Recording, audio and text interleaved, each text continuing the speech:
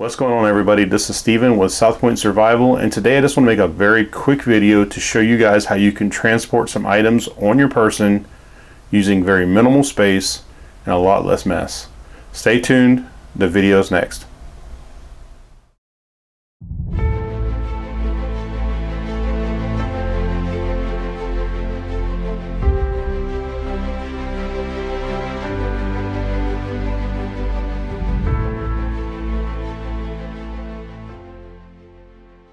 Welcome back, everybody.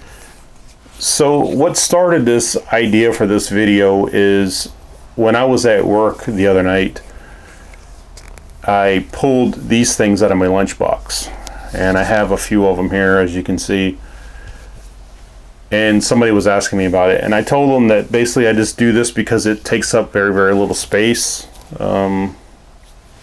It's basically just a drinking straw. So what these are specifically is they're called smoothie straws, and smoothie straws are thicker in diameter, so the wall thickness of the straw is thicker and the diameter is thicker, which makes it easier to pour stuff into, and it also makes it more durable when it gets banged around and beat up and that type of thing. They're great for putting them in backpacks. They're great for throwing them in lunch boxes. Now obviously you can put something in it, like a Tupperware container, or wrap something up in some saran wrap or whatever. But the purpose of this is to have it durable and a very low profile. Again, you can throw it in your pocket if you want something like an energy snack, somebody who might be a diabetic, somebody who might have low blood sugar and they need something kind of on the fly.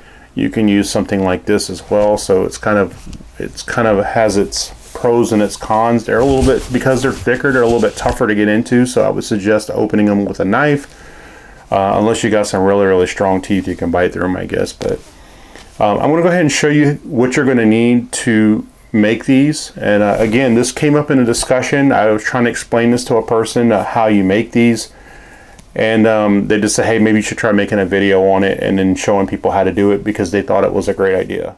All right, so first things first,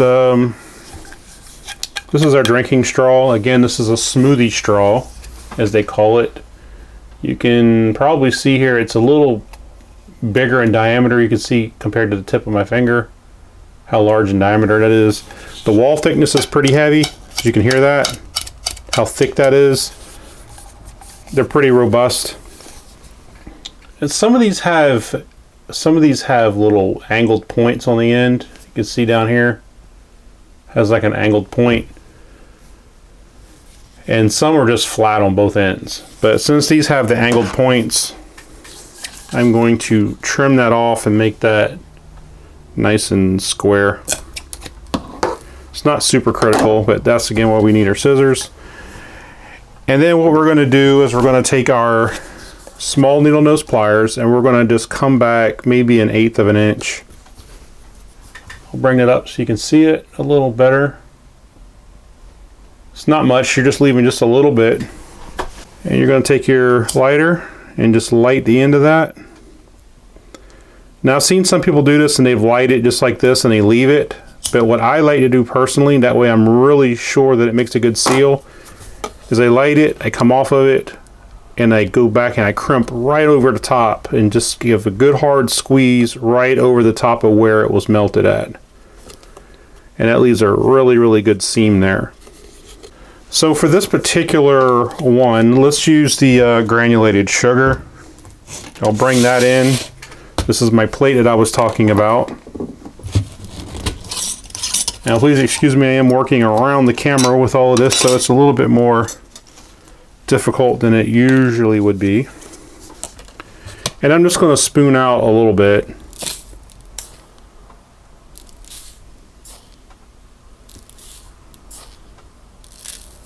About 4 scoops. Seal my jar back up. And this is what I was saying, you can use this as a funnel. If you had a funnel, you can just spoon it right into the funnel and it would fill this up. But I know not everybody has a funnel, so that's why I'm using a paper plate.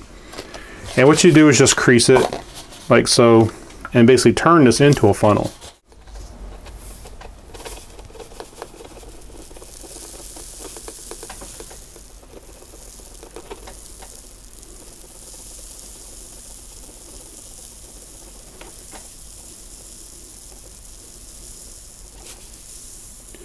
Try not to create an avalanche is what I'm doing. Want it to go really slow into there. Let me see where we are. Knock it down. If it starts to get too big here, if it starts to mound up, just shake it and thin it out a little bit. Give it a little shake. Now obviously a funnel is way easier than using this, but this works. It's cheap. Almost everybody has a paper plate or some kind of a, you can just use regular like a sheet of paper if you wanted to and make it a funnel. So that looks pretty good. I'm going to go ahead and gently set that down so I don't spill any.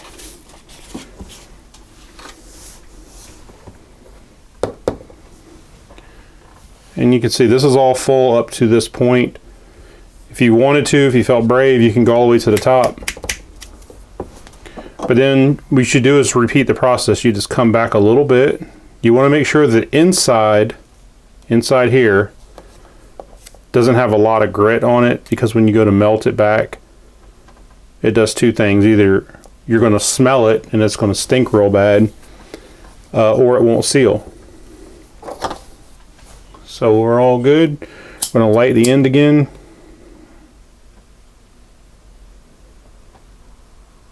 Slow and easy. You're not trying to create a forest fire here or anything.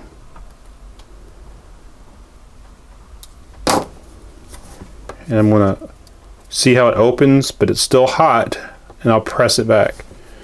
So sometimes when you let off of the pliers, it'll stay sealed, but I always go back over the top of it and squeeze it down again. And now that I've held that for a few seconds, that's nice and sealed. You can squeeze it. And there we have some sugar in there, so we can take a pin, just so we don't get it confused later down the road, and we can just sugar. And that way there's no confusion as to what's inside this. Okay, so the next thing I'm going to try is honey, and this is going to be a little bit more difficult to do on camera. We're going to repeat the process. We're going to go ahead and crimp this one end down. Let me switch hands, light.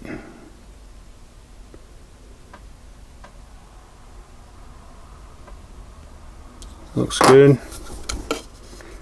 Open and then re-squeeze on top of the melted part.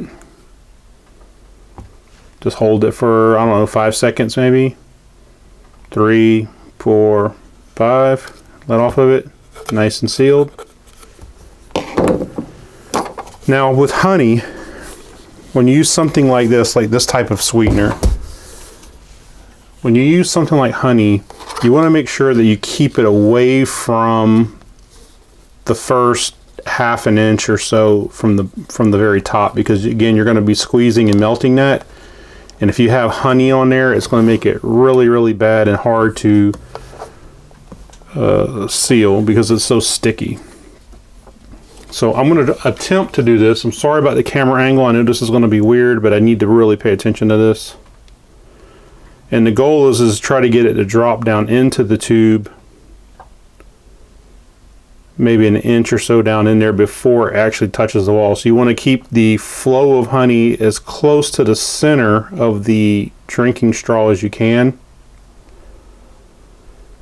And it's a slow process, but once it gets to the bottom, it starts to fill up pretty quick. So we've hit the bottom and it's starting to come up now. Just trying to keep the very top of the straw dry.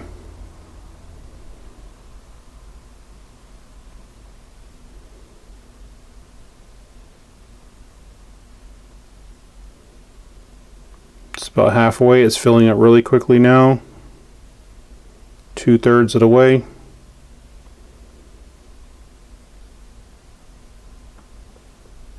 And I think that's close enough.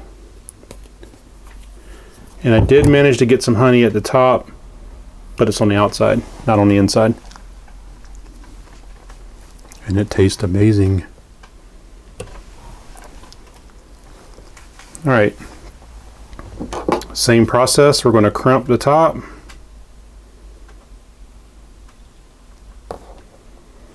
I try to match mine up so it's flat here and then it matches it here. I don't want like one flattened on this end going this direction and then up here going this direction. Maybe that's just me personally, but I like it to stack nicely if I put it in a box or anything like that. So again, we're melting the ends.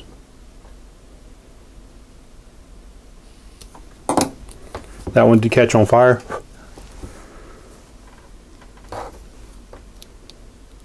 And squeeze and seal.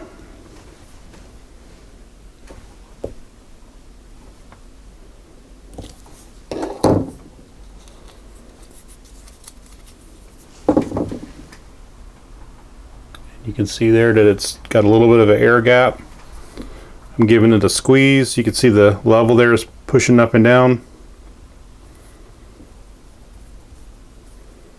And that's it. It's all sealed up. You can carry these in your backpack. You can put them in your pocket, like a shirt pocket or cargo pocket or something would be pretty good, and it would take some abuse. I wouldn't put it in the same pocket if you have like keys, car keys or anything like that, because it may puncture it. But these are pretty robust straws. For those who want to know, yes, you can use this for like a regular drinking straw, like something you'd find at a fast food chain. It's just you don't get as much in there for one, and then two, their straws are a bit thinner. And now with a lot of companies going to paper straws, you just can't use them at all. But the ones that do still have the plastic straws, you can definitely use it. Again, it's just less capacity. So there you go, guys. That's how you make little portable storage tubes, or whatever you want to call them. Some people call them honey tubes or honey straws. They're not just for honey. I mean, you can put hot sauce in them. You can put salt and pepper in them, sugar, just whatever you want to put in them.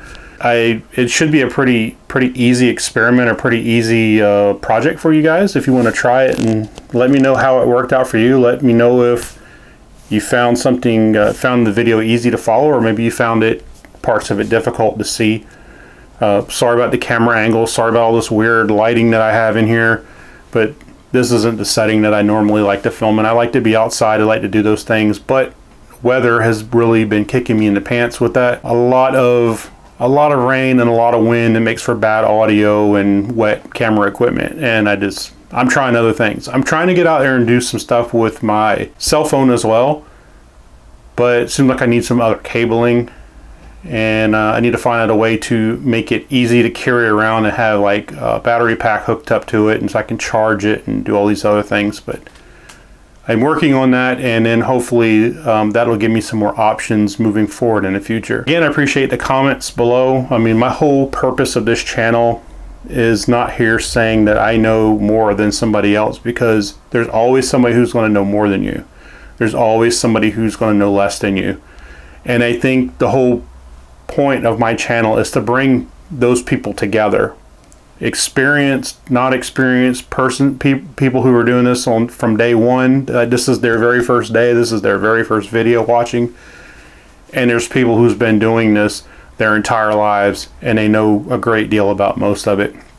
I want us all to come together and to make a nice community with one another, and be able to talk back and forth and share ideas. I think that's one of the greatest things about prepper groups. And I know some people cringe at that word.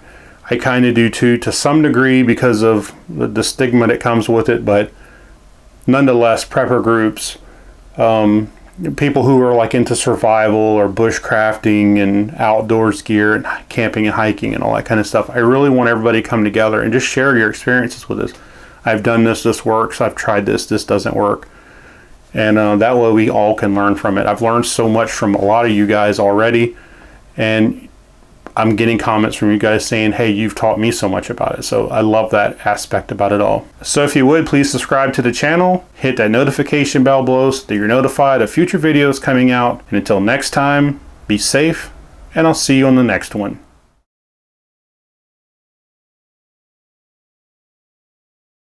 That's what I call a wrap. Booyah!